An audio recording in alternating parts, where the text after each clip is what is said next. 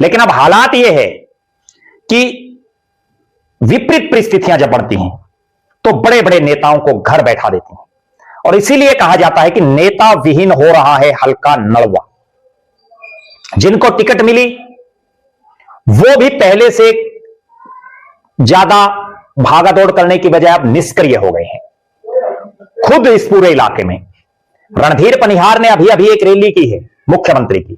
उस रैली का जब वो निमंत्रण देने के लिए गांव में जा रहे थे तो बहुत जगह ऐसी आई जहां उनको उल्हाने मिले, जहां लोगों ने उनके मुंह पर कहा कि काम नहीं हो रहे हैं। यहां तक कि रेणुका बिश्नोई पूर्व विधायक और पूर्व विधायक भव्य बिश्नोई की मौजूदगी में लोगों ने रणधीर पनिहार के काम करने की शैली पर प्रश्न उठाए। कांग्रेस के प्रत्याशी के बारे में तो चर्चा यह चल पड़ी है कि वो तो सोशल मीडिया के किसी पत्रकार को बुलाते हैं, इंटरव्यू दे देते हैं और इतिश्री समझ लेते हैं। हल्के में इस तरह की आवाज उठ रही है कि कांग्रेस के प्रत्याशी अनिल मान सोशल मीडिया पर ही ज्यादा एक्टिव दिख रही हैं, और वो जो आम जनता के मुद्दे जनता के बीच में जाकर के उठाने चाहिए उनकी तरफ कोई ध्यान नहीं है।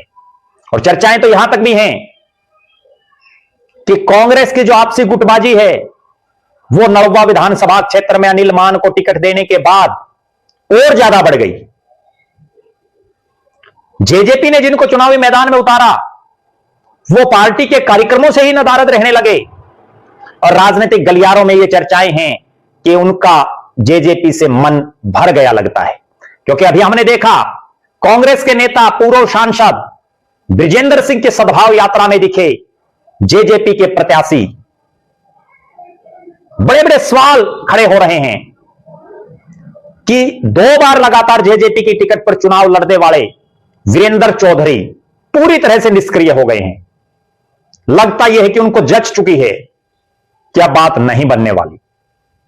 जहां तक बात है इंडियन नेशनल लोकदल और बीएसपी के साझे प्रत्याशी की, वो भी इलाके से बिल्कुल कन्नी काट चुके हैं।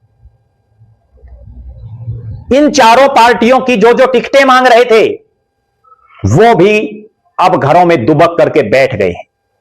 कोई बुजुर्ग हो गया है, किसी की उम्र हो गई है, किसी का हौसला टूट गया है, और किसी को यह लगने लगा है कि पार नहीं पड़ेगी।